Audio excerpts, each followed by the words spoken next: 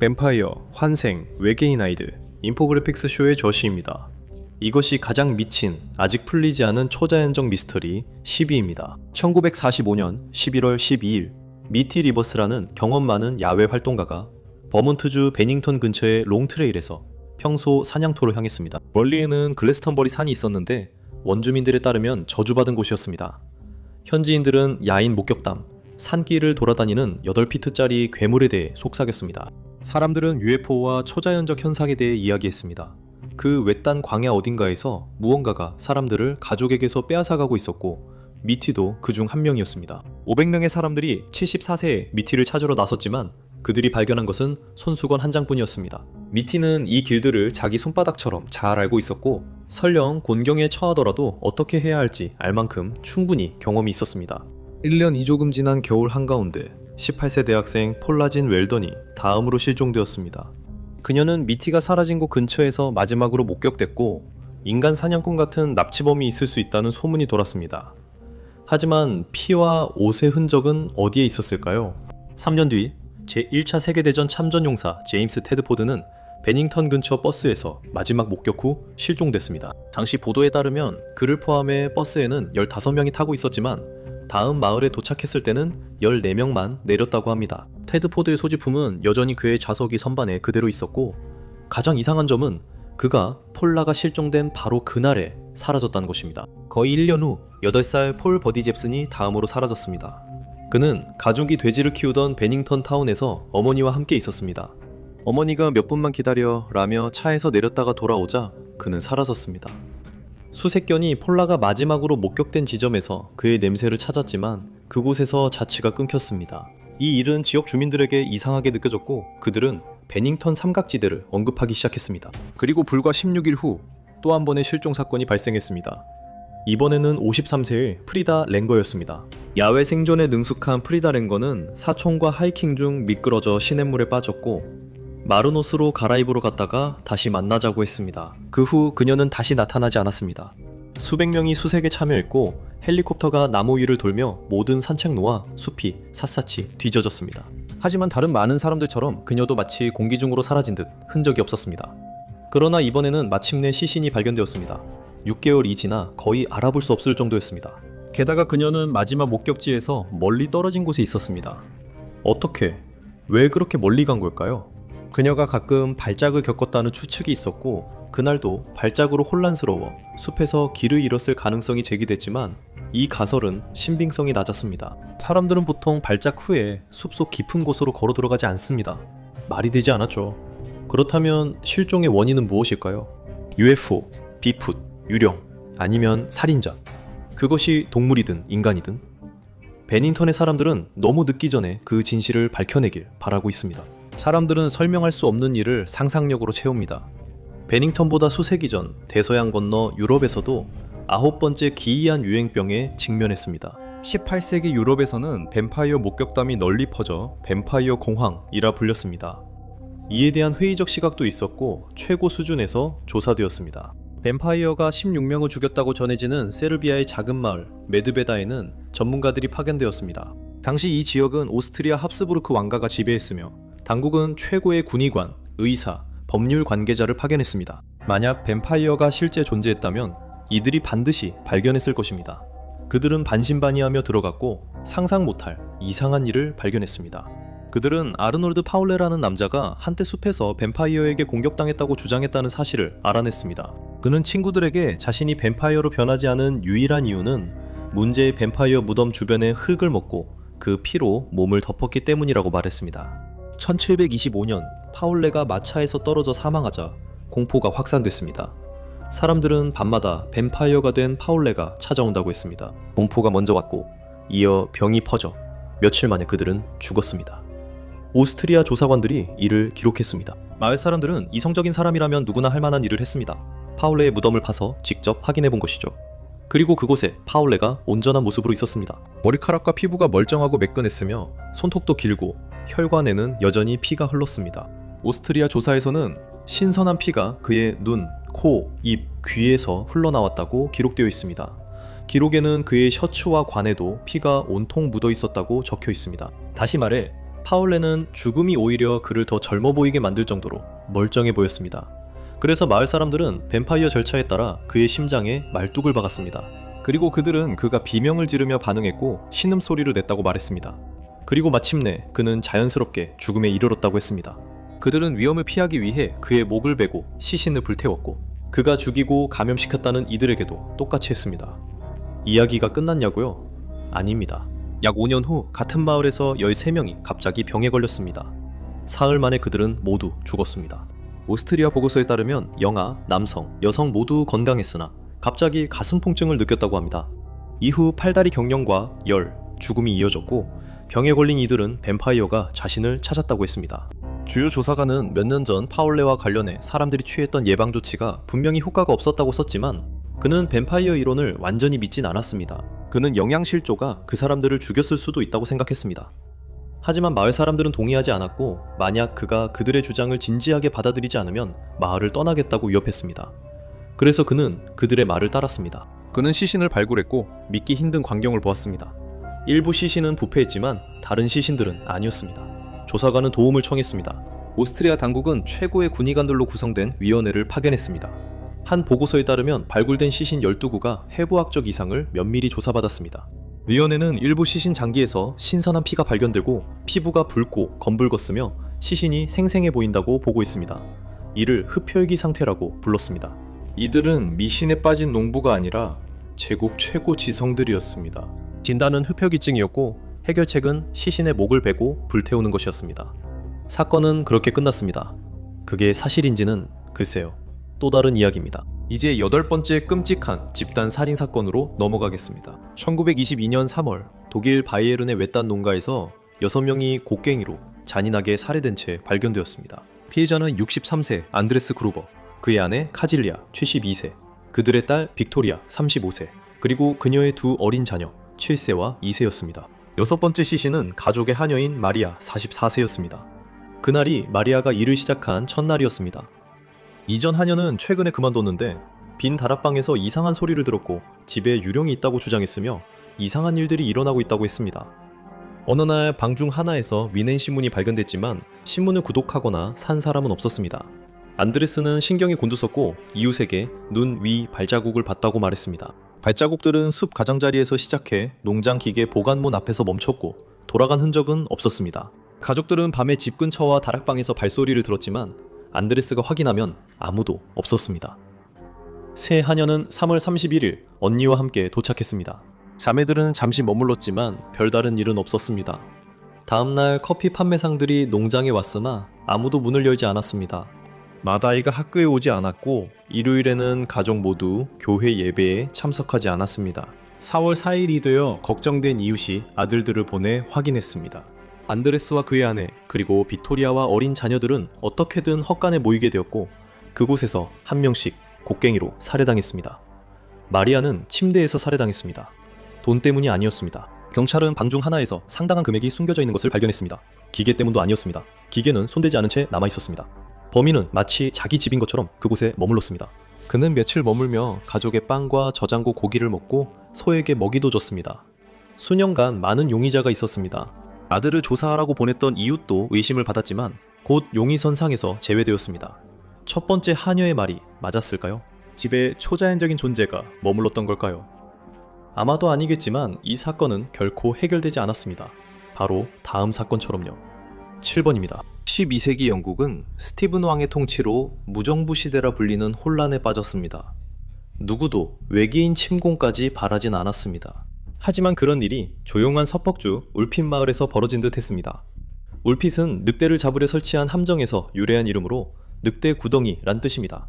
그러던 중 1150년에 그 구덩이 중 하나를 지나던 누군가가 2명의 어린아이를 발견했습니다. 두 아이 모두 아무도 들어본 적 없는 언어를 사용하고 있었습니다. 하지만 마을 사람들을 당황하게 한 것은 이상한 말이 아니라 두 아이 모두 피부가 초록색이었다는 사실이었습니다. 마을 사람들은 그들을 돌봐주기로 했습니다. 마을 사람들은 아이들에게 음식을 줬지만 아이들은 날잠두만 먹으려 했습니다. 고기와 채소를 먹기까지 몇 달이 걸렸고 더 먹을수록 피부의 초록빛이 사라졌습니다. 하지만 소녀는 건강이 나빠 죽고 소녀만 살아남았습니다. 영어를 하게 된 소녀는 자신들이 영국 출신이 아니라고 밝혔습니다. 사실 그녀는 그것이 지구 어디와도 다르다고 했습니다. 그녀의 고향에는 태양이 비치지 않았고 하루 종일 황혼이었으며 모든 것이 그녀처럼 초록색이었습니다. 이 이야기는 판타지 같지만 영국 연대기 작가들은 신뢰할 만한 출처에서 나왔다고 합니다. 출처들은 이렇게 전했습니다. 그 소녀는 오빠와 초록색 세계에서 아버지 소를 돌보던 중 큰 폭발음을 들었고 그 후 늑대 구덩이 앞에 서서 다른 세계에 있었다고 주장했습니다. 많은 이론들이 있습니다. 어른들이 다른 나라에서 도망쳐온 아이들에 대한 이야기를 과장했을 수도 있고 아이들이 약에 취해 납치당했을 수도 있습니다. 초록색 피부에 대해서는 그들은 심각한 철 결핍성 빈혈 등 질병이 있었을 수 있습니다. 영양을 섭취한 후 피부색이 정상으로 돌아왔습니다. 또는 그들이 다른 행성에서 왔을 수도 있습니다. 아무도 모릅니다. 자, 이제 다음 기이한 사건으로 넘어가 보겠습니다. 6번입니다. 2007년부터 신발이나 운동화를 신은 채로 발이 계속해서 세일리시 해안에 떠밀려오기 시작했습니다. 말린 사지들은 캐나다 브리티시 컬럼비아와 미국 워싱턴 해안에 나타났으며 대부분 인근에서 발견되었습니다. 총 25개의 발이 떠밀려왔고 이후 추가 발견은 없었습니다. 첫 사례는 12 사이즈 아디다스 운동화로 발과 양말이 그대로 있었습니다. 경찰이 당황했다는 보도가 나왔지만 상황은 더 이상해졌습니다. 6일 뒤 첫 발견지 근처 브리티시 컬럼비아 한 섬 해안에서 또 다른 발이 발견됐습니다. 이번엔 12 사이즈 리복 운동화로 흔히 살 수 있는 신발이었습니다. 두 경우 모두 경찰은 발이 잘려나간 것이 아니라 단순히 시신에서 분리되어 어떻게든 바다로 떠내려간 것이라고 주장했습니다. 다음은 세 번째 발로 한 섬에 떠밀려왔으며 나이키 11 사이즈였습니다. 주인은 4년 전에 실종된 남성이었습니다. 몇 달 후 첫 여성의 발이 파란색과 흰색 뉴발란스 운동화로 해안에 도착했습니다. 양말도 그대로 신은 채였고 신원은 밝혀지지 않았습니다. 그리고 이런 일은 계속해서 일어났습니다. 시신이 보패하는 동안 발이 분리될 수는 있지만 신발 안에 들어있지 않으면 떠오르지 않습니다. 그리고 사람들은 보통 신발을 신고 수영하거나 익사하지 않습니다. 어떻게 그 사람들이 물에 빠지게 되었고 왜 분리된 발들이 모두 비슷한 경로를 따라온 걸까요? 비슷한 지역에 두 개의 발이 떠밀려올 확률은 약 100만 분의 1이었습니다. 그런데 25개라니 그건 정말 말도 안 되는 일입니다. 사람들은 연쇄 살인범부터 외계인, 악령까지 다양한 이론을 제기했습니다. 과학자들은 또 다른 이론을 내놓았습니다. 어쩌면 발이 특정 해류를 따라 움직였고 그 해류가 발을 세일리시 해로 데려갔을지도 모른다는 것이었습니다. 그러나 그 많은 시신들이 몇 년 사이 모두 발 없이 해안에 함께 떠밀려 왔다는 것이었습니다. 아니요, 훨씬 더 기이하고 아마도 훨씬 더 어두운 일이 벌어졌던 것 같습니다. 어쩌면 다음 이야기만큼이나 이상할 수도 있습니다. 5번입니다. 1964년 5월 23일 짐 템플턴은 아내와 5살 난 딸 엘리자베스와 함께 외딴 경치 좋은 곳 솔웨이만의 습지로 당일치기 여행을 떠났습니다. 그날 그들은 주차된 차에 있던 두 노부인만 봤고 짐은 엘리자베스에게 새 드레스를 입고 사진을 찍자고 했습니다.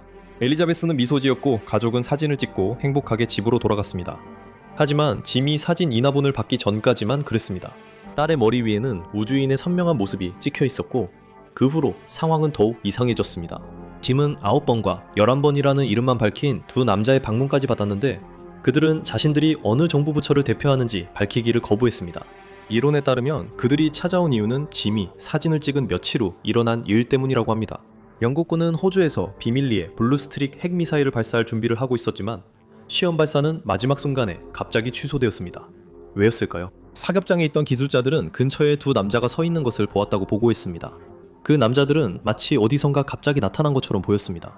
나중에 기술자들은 뉴스에 나온 짐의 우주인 사진을 보고 바로 알아봤습니다. 그들이 본 인물과 똑같았습니다. UFO 연구가들이 영국 국방부에 문의하자 국방부는 우주인 사진은 정부와 무관하다고 답했습니다. 그러나 이를 모두가 믿진 않았습니다. 이것은 조작이 아니었고 사진은 진짜였습니다. 짐은 죽을 때까지 이 주장을 굽히지 않았고 엘리자베스는 인간만이 유일한 지적 생명체가 아니라고 믿으며 자랐습니다.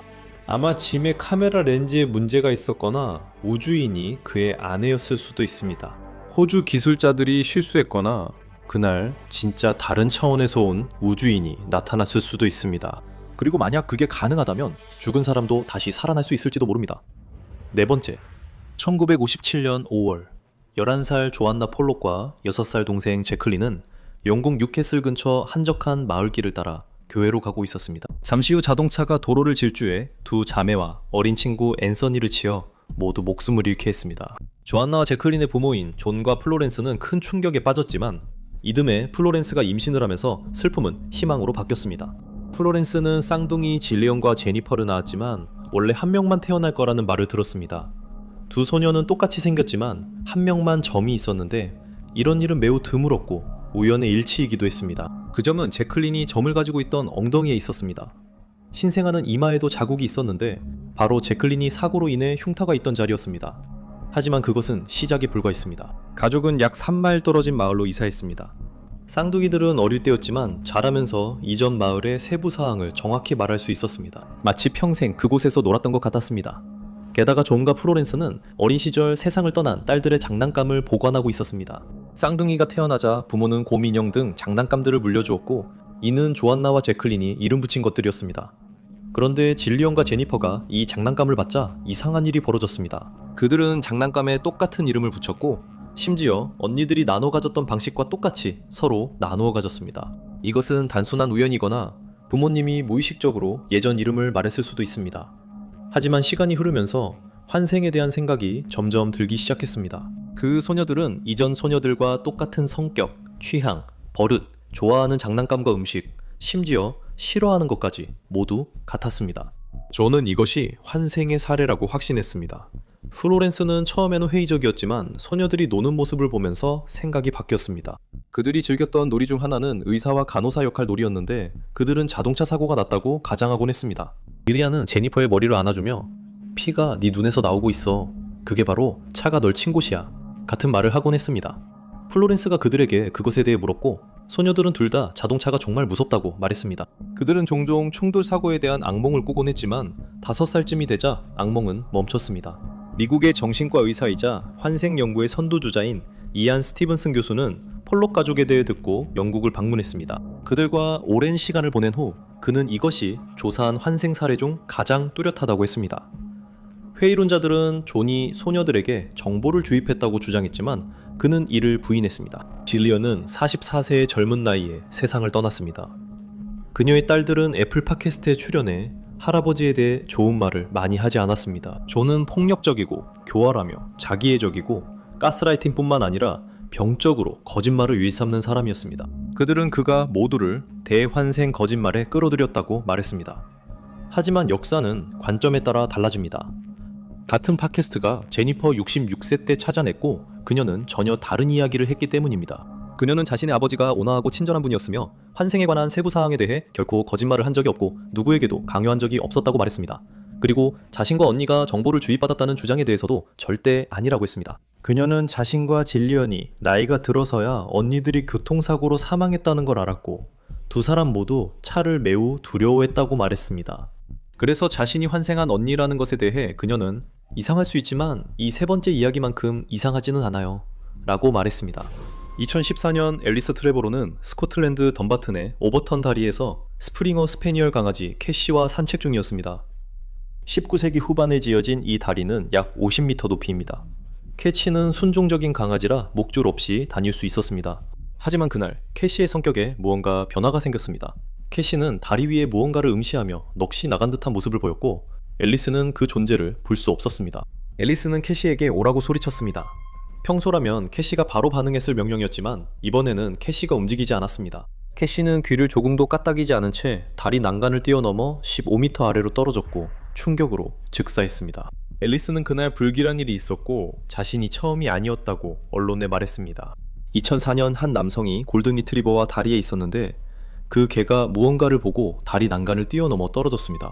같은 해에 최소 5마리의 다른 개들도 똑같이 죽음의 점프를 했습니다. 한 마리만으로도 이상했지만 2마리 이상 계속 이런 일이 반복되자 조사를 해볼 가치가 있었고 그 결과는 믿기 어려웠습니다. 1950년대 이후로 그 다리에서 개들이 뛰어내린 사례가 약 300건 있었습니다. 어떤 개들은 한번 뛰어내리고 살아남은 뒤 다시 뚝을 올라가 또다시 몸을 던지기도 했습니다. 도대체 무슨 일이 벌어지고 있는 걸까요? 이제는 개들도 우울증에 걸린 걸까요? 그게 웃길 수 있지만 개들도 우울증을 겪습니다. 그러나 그런 극단적 행동을 한다는 증거는 없고 왜 스코틀랜드 개들만 특별히 더 우울해야 하는지도 의문입니다. 그 이론은 무언가가 그 개들의 마음속에 들어갔다는 것이었습니다. 다리 옆에 살던 현지인 중 한 명은 미국 출신의 전직 목사였습니다. 그는 오직 한 가지일 수밖에 없다고 말했습니다. 바로 영적 빙의였습니다. 아무도 진짜로는 알지 못하지만 더 합리적인 설명은 개들이 밍크의 냄새를 맡고 미쳐버린다는 것입니다. 이 이론의 문제는 그 지역에 밍크나 밍크 냄새 증거가 없고 밍크 냄새가 300마리 개의 극단적 행동을 유발한다는 근거도 없다는 점입니다. 오늘날까지도 아무도 그 개들의 죽음의 다리를 설명할 수 없습니다. 이제 여러분이 들어본 것 중 가장 어두운 이야기 중 하나로 넘어가겠습니다. 두 번째 이야기입니다. 2013년 1월 20일 새 학생 엘리사 램은 로스앤젤레스 다운타운의 세실 호텔에서 체크아웃할 예정이었습니다. 그 호텔은 과다복용, 싸움, 살인 등으로 악명 높은 스키드로우 근처에 있었습니다. 그러나 지옥 같은 호텔이라도 엘리사에게 벌어진 일은 믿기 힘들었습니다. 엘리사는 약 2주간 실종됐으며 LA 경찰은 그녀의 마지막 동선 일부가 담긴 CCTV 영상을 공개했습니다. 엘리사는 엘리베이터에 들어가 여러 층 버튼을 누른 뒤 물러섰습니다. 문이 열린 채 그녀는 그 너머를 바라보며 무언가를 기다리는 듯 했습니다. 그녀는 긴장한 듯 복도 양쪽을 살펴본 뒤 놀란 듯 다시 엘리베이터 안으로 뛰어들어갔습니다. 엘리사는 자세를 바꿔 누군가에게서 숨으려는 듯 벽에 몸을 바짝 붙였습니다. 그리고 가장 이상한 장면이 이어졌습니다. 엘리사는 엘리베이터 문 밖에 약 20초간 서 있다가 다시 안으로 들어왔고 곧바로 다시 나가 손을 움직였습니다. 이상하고 의도적인 움직임을 보인 엘리사 램은 다시는 살아있는 모습으로 목격되지 않았고 호텔을 떠난 흔적도 없었습니다. 수사관들은 엘리사 램이 캐나다에서 서해안을 따라 여행했으며 비용을 절약하려고 다른 사람들과 방을 썼고 그녀가 점점 이상하게 행동했다는 보고를 받았습니다. 그녀는 룸메이트들을 내보낸 뒤 다시 들이기 전에 비밀번호를 요구했지만 비밀번호는 없었습니다. 방에 돌아왔을 때 엘리사 램은 없었고 집에 가라, 떠나라 라는 쪽지만 남겼습니다. 엘리사 램은 밝고 문제를 거의 일으키지 않는 학생이었지만 코난 오브라이언 쇼 녹화 중에 이상한 행동을 보여 경비원에게 끌려나갔습니다. 그녀는 정신건강 문제로 힘들어했고 항우울제와 항정신병 약물을 함께 처방받았습니다. 하지만 마지막으로 본 날 그녀는 행복하고 여행에 들떠 있었습니다. 그녀는 부모님 선물을 사고 서점 주인과 책 무게에 대해 잠깐 이야기했습니다. 모두 그녀가 아주 정상적으로 들렸다고 했습니다. 탐지견들도 그녀의 흔적을 찾지 못했고 그녀는 호텔을 떠나지 않았습니다. 2월 19일 호텔 직원이 옥상에서 끔찍한 발견을 했습니다. 엘리사는 큰 물탱크 위로 올라가 약 9kg짜리 뚜껑 아래에 구멍을 통해 들어갔고 모든 옷을 벗은 채 익사한 것으로 보였습니다. 엘리사는 엘리베이터 밖에서 손을 흔들던 무언가를 피해 숨고 있었던 걸까요? 그녀는 열쇠와 비밀번호 없이는 옥상에 갈 수 없었습니다. 엘리사가 문을 부수고 들어갔다면 화재 경보가 울렸을 겁니다. 비상계단을 이용한 게 아니라면요. 가능한 일이었지만 그녀가 한 번도 해본 적 없는 행동이었습니다. 엘리사가 물탱크 위로 올라가려면 사다리가 필요했을 텐데 근처에는 사다리가 없었습니다. 잡을 것도 없는데 어떻게든 2.4m나 되는 높이를 올라간 겁니다. 엘리사는 아마 정신병적 발작을 겪었을 것입니다. 전에도 그런 증세는 있었지만 자해한 적은 없었습니다. 그래도 독성 검사 결과 엘리사는 처방약과 일반 진통제를 소량 복용하지 않은 것으로 보였습니다. 그리고 그날 서점에서는 아무 이상이 없었습니다. 그래서 어쩌면 살인일 수도 있다는 생각이 들었습니다. 모든 게 말이 안 됐지만 그녀가 마지막에 올린 블로그 글들은 우울한 심리를 보여주었습니다. 감정을 통제할 수 없어 2분 동안 화났다가 슬퍼져. 하지만 그 마지막 글들은 그녀 사망 몇 달 전 쓰인 것이었습니다. 가족과 친구들은 미국 여인이 엘리사에게 좋았다고 말했습니다. 누군가 텀블러 블로그를 업데이트하긴 했지만 그건 그녀가 사망한 후였습니다. 자동으로 업데이트된 것이거나 누군가가 그녀의 계정에 접속한 것일 수도 있습니다. 모두 패션 사진과 인생, 사랑에 대한 철학적 명언, 그리고 이 작가의 글귀였다. 사실 너는 그 고통을 좋아해. 너가 그 고통을 받아 마땅하다고 믿기 때문이야. 그리고 부검을 담당한 병리학자들은 확신할 수는 없었지만 폭행이 있었을 수도 있다고 했습니다. 범죄일 수도 있다는 거죠. 하지만 초자연적인 현상을 믿는 편이라면 뭔가 매우 어둡고 사악한 것이 엘리사 램의 생을 끝냈을지도 모릅니다. 그리고 이제 가장 소름 끼치는 이야기 중 하나, 1번입니다. 1959년 2월 1일 9명의 경험 많은 러시아 크로스컨트리 스키어들이 우랄 산맥의 콜라샤쿨 산에서 실종되었습니다.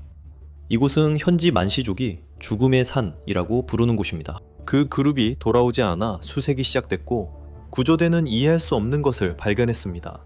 등산객들은 눈 위에 흩어져 발견되었고 그들의 텐트는 버려진 채 칼로 찢겨져 있었습니다. 그들은 영하 30도에 가까운 온도에서 밖으로 나갔던 것입니다. 어떤 이는 맨발, 어떤 이는 양말이나 신발만 신고 대피소를 떠났습니다. 그날 밤 정말 이상한 일이 일어난 것이었습니다. 그들은 저체온증에 걸렸지만 갈비뼈나 두개골 골절은 설명되지 않았습니다. 마치 심각한 교통사고를 당한 듯 했고 한 명은 눈이 없었고 혀는 잘려나간 상태였습니다. 일부는 둔기에 맞아 외상을 입었고 일부는 3도 화상을 입었습니다. 한 명은 온몸에 피를 토했고 다른 한 명은 손가락 마디를 물어뜯었습니다. 발견 당시 그는 여전히 이빨 사이에 살점을 물고 있었습니다. 마치 괴물에게 공격당한 것 같았습니다. 합리적인 설명이 있었겠지만 그들이 거의 벌거벗은 채 밖으로 뛰쳐나간 이유는 무엇일까요? 동상 위형도 알았을 텐데요. 몇 분 만에 그들은 불을 피운 듯 보였습니다. 바닥엔 부러진 나뭇가지들이 있었습니다. 그들이 눈 속에 은신처를 만들었을 수 있지만 그것만으로 왜 뛰쳐나갔는지는 설명되지 않았습니다. KGB 관련 이론도 있었습니다. 등산객 2명은 키시팀 참사로 알려진 핵 사고를 목격한 적이 있었습니다. 소련은 이를 은폐했고 시신이 발견되었을 때 일부에서는 방사능 흔적이 발견되었습니다. 러시아 조사관들은 보고서에서 강력한 자연의 힘이 그들을 죽였다고 밝혔지만 그것이 무엇인지는 설명하지 않았습니다. 아마도 UFO였을 수도 있고 설인일 수도 있으며 아니면 약물 복용이 끔찍하게 잘못된 결과였을 수도 있습니다. 또한 판상 눈사태 이론도 있습니다. 조사관들은 그들이 텐트에서 달아나 눈굴을 만들었다고 추정했습니다. 아마도 그것이 그들 위로 무너져 다치게 했고 동물들이 남은 이들을 해쳤을 수도 있지만 증거는 그렇지 않았습니다. 현지인들은 그날 밤 하늘에 밝게 타오르는 물체를 봤다고 했습니다. 그게 소련 무기였을까요? 등산객들이 비밀 실험에 휘말린 걸까요? 설령 그랬어도 그들은 야수에게 공격당한 듯 눈 속에 버려진 채 죽진 않았을 겁니다. 지금까지 약 75가지 이론이 제기됐지만 어느 것도 설득력 없습니다. 30분 만에 설명되는 가장 기이한 미해결 미스터리들을 확인하거나 이 영상을 클릭해보세요.